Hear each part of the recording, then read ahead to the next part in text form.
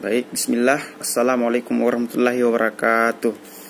Teman-teman sekalian, pada kesempatan kali ini saya akan sedikit membahas mengenai saham, di mana saham ini merupakan salah satu materi di mata kuliah Manajemen Keuangan 2. Teman-teman sekalian, tentunya kita mengira atau berpandangan jika kita membahas persoalan saham, tentunya yang terlintas di pikiran kita mungkin itu mengarah kepada aktor dari Crazy Rich, yaitu Indra Kents dan Doni Salamanan, di mana kedua aktor ini merupakan salah satu penggiat atau salah satu orang yang kemudian menggunakan yang namanya saham, di mana jika kita membahas mengenai saham, tentunya yang terlintas di pikiran kita yang pertama kali itu mengenai kedua orang tersebut.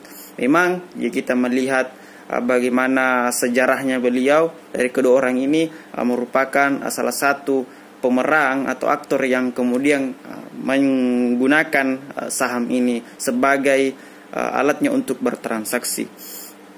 Tentunya pada kesempatan kali ini kita akan membahas mengenai saham itu menggunakan perspektif atau kacamata intelektual sebagai seorang mahasiswa.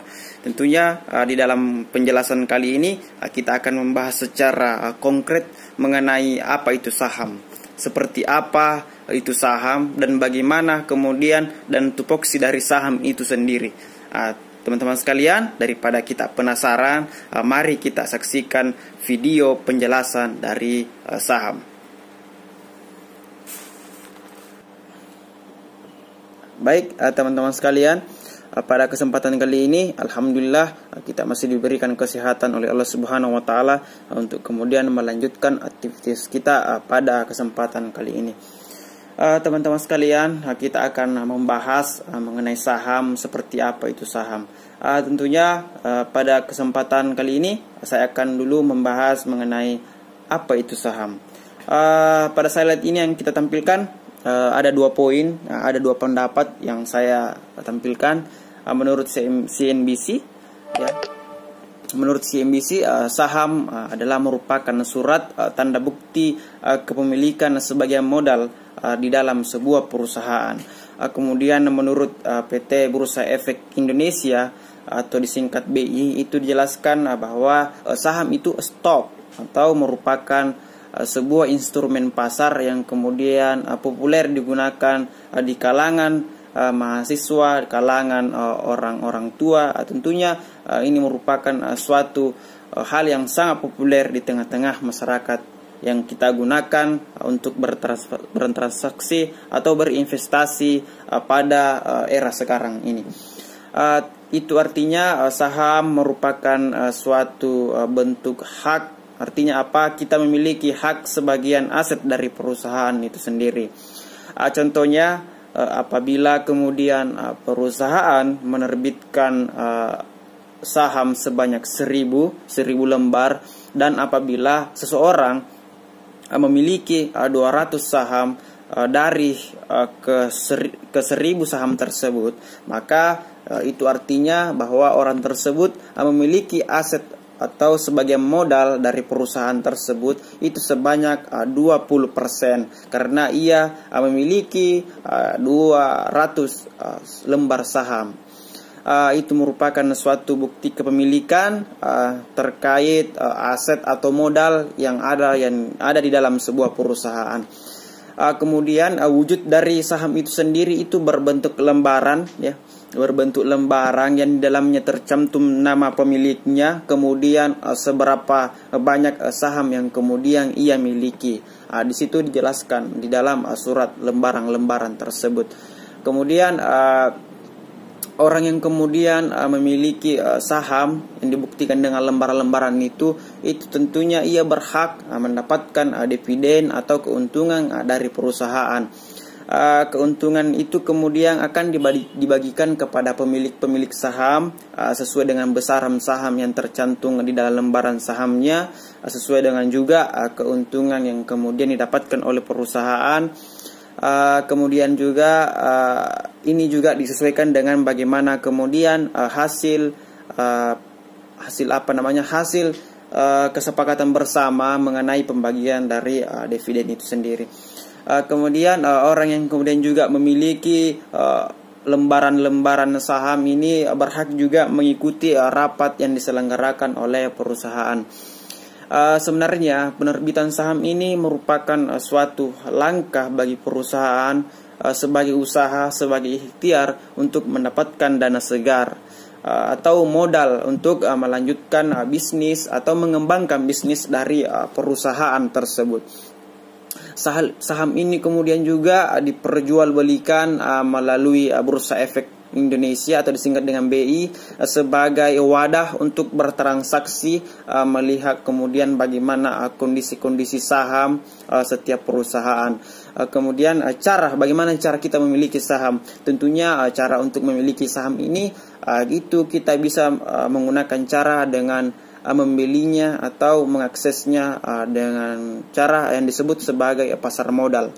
Pasar modal ini merupakan sebuah atau suatu akses untuk kemudian kita bisa membeli yang namanya saham.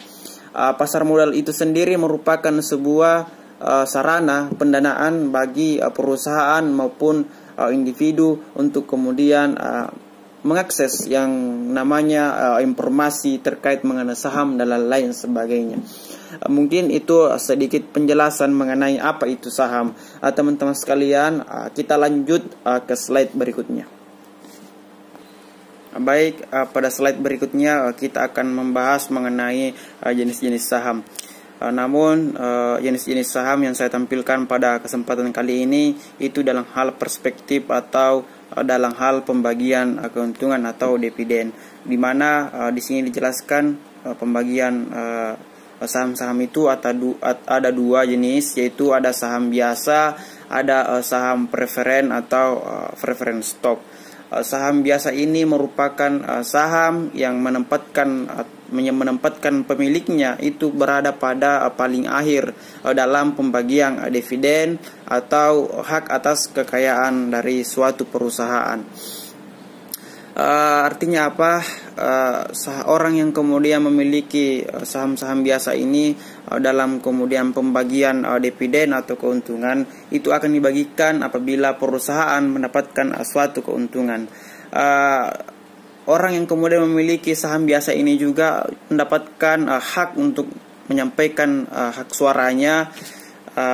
Tentunya itu mendapatkan kapasitas sesuai dengan bagaimana besaran dari saham dari pemilik saham biasa tersebut. Apabila ia semakin banyak memiliki persentase sahamnya, maka ia juga akan semakin banyak mendapatkan hak untuk bersuara. Semakin sedikit saham yang dimiliki oleh seseorang, maka ia akan memiliki hak atau persentase suaranya juga akan terbatas atau sedikit.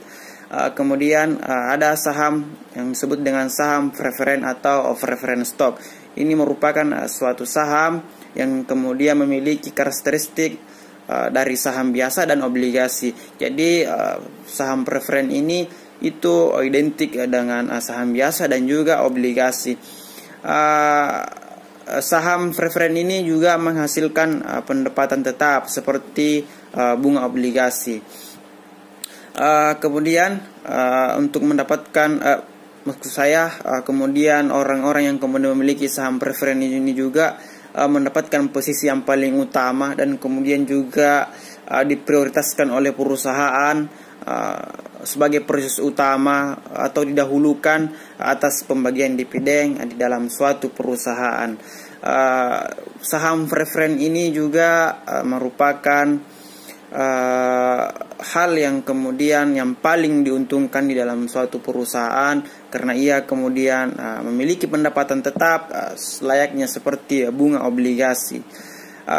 Kemudian juga saham preferen ini juga apabila suatu perusahaan kemudian mengalami likuiditas, maka semua aset-aset itu kemudian diberikan terlebih dahulu kepada orang-orang yang memiliki saham preferen. Artinya aset-aset yang kemudian yang tersisa itu kemudian diberikan kepada pemilik saham preferen. Berbeda dengan saham biasa, di mana saham biasa ini mendapatkan keuntungan apabila perusahaan mendapatkan keuntungan dan akan dibagikan dividen apabila perusahaan mendapatkan keuntungan. Jadi berbeda sekali.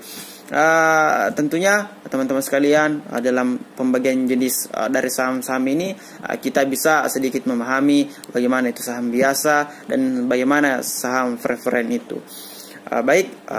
Kita melangkah ke slide selanjutnya. Pada slide yang berikutnya di sini dijelaskan mengenai keuntungan dan kerugian atau risiko dari saham. Pada poin yang pertama saya menjelaskan keuntungan dari saham. Keuntungan saham pada dasarnya itu ada dua, yaitu dividen dan capital gain. Di mana tentunya kita ketahui bersama dividen itu seperti apa.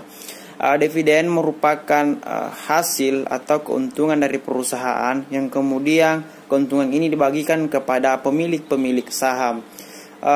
Tentunya dividen yang kemudian besaran dividen yang kemudian diberikan kepada pemilik saham itu tentunya disesuaikan dengan seberapa besar persentase saham yang kemudian dimiliki dari si pemilik saham tersebut, dan kemudian juga dikolaborasikan terkait bagaimana hasil kesepakatan bersama pada saat perusahaan melakukan rapat bersama. Tentunya dividen ini akan dibagikan apabila perusahaan mendapatkan keuntungan, di mana keuntungan ini dibagikan atau dividen ini dibagikan kepada pemilik saham, baik itu saham biasa maupun saham preferen. Kemudian keuntungan yang selanjutnya itu ada capital gain. Jadi capital gain ini merupakan keuntungan selisih dari harga saham yang kemudian kita beli. Misal sebagai contoh, kita membeli saham dari perusahaan A seharga 2.500. Nah, pada saat berjalannya waktu kita memiliki saham tersebut dengan harga 2.500 dan saham tersebut ditawar atau ingin dibeli oleh seseorang dengan harga 3.000, maka kita akan mendapatkan capital gain sebanyak 500. Ini yang kemudian dikatakan sebagai keuntungan yang disebut dengan capital gain. Artinya apa? Selisih harga dari modal itu merupakan keuntungan yang apabila memiliki selisih lebih dari modal yang kita gunakan untuk mendapatkan saham tersebut. Kemudian teman-teman sekalian, tentunya apabila ada keuntungan, ya tentunya ada risiko yang kemudian akan dihadapi. Ya, kekurangan atau risiko dari saham ini antara lain itu juga saya tampilkan di sini ada 2 poin, yaitu capital loss. Di mana capital loss ini berbanding terbalik dengan capital gain. Di mana capital loss ini apabila kita membeli suatu saham itu kemudian mengalami penurunan harga. Contohnya, apabila saya membeli saham seharga 2.000 misalnya, akan tetapi pada saat saya ingin menjual kembali saham tersebut itu mengalami penurunan dan menjadi harga 1.500 misalnya. Dari harga 2.000 yang kemudian menjadi modal saya untuk membeli saham tersebut itu kemudian mengalami penurunan karena harga dari saham saya itu hanya dihargai seharga 1.500. Artinya ada selisih 500 per 500 rupiah yang kemudian yang berkurang dari capital loss. Seperti itu yang dikatakan dengan capital loss. Artinya ada pengurangan selisih dari harga modal yang kita belanjakan untuk membeli saham tersebut. Kemudian risiko selanjutnya adalah risiko likuidasi, di mana risiko likuidasi ini merupakan suatu risiko apabila perusahaan mengalami kerugian yang sangat banyak dan tidak mampu lagi mengatasi segala kewajiban-kewajiban dari perusahaan tersebut, baik sewa tanah, sewa kantor perusahaannya dan lain-lain sebagainya. Itu kemudian tidak mampu lagi kita bayarkan, maka perusahaan tersebut akan mengalami kebangkrutan atau disebut dengan likuidasi, di mana semua aset-aset perusahaan ini kemudian dijual dan kemudian dibayarkan kepada kewajiban-kewajiban yang untuk menutupi utang-utang dari perusahaan. Nah, seperti itu yang dikatakan sebagai risiko likuidasi. Mungkin itu penjelasan singkat mengenai keuntungan dan kerugian atau risiko dari saham. Tadi juga sudah dijelaskan jenis-jenis dari saham itu sendiri dan pengertian apa itu saham. Mungkin itu sedikit presentase atau penjelasan mengenai saham pada kesempatan kali ini. Saya Ismail, mohon maaf apabila ada kesalahan kata atau membuat teman-teman sekalian kurang mengerti, mohon dimaafkan. Mungkin ini yang bisa saya sampaikan, apa yang kemudian saya jelaskan pada kesempatan kali ini. Mohon maaf jika ada kekurangan. Saya akhir kata dari saya, billahi fisabilillah, wassalamualaikum warahmatullahi wabarakatuh.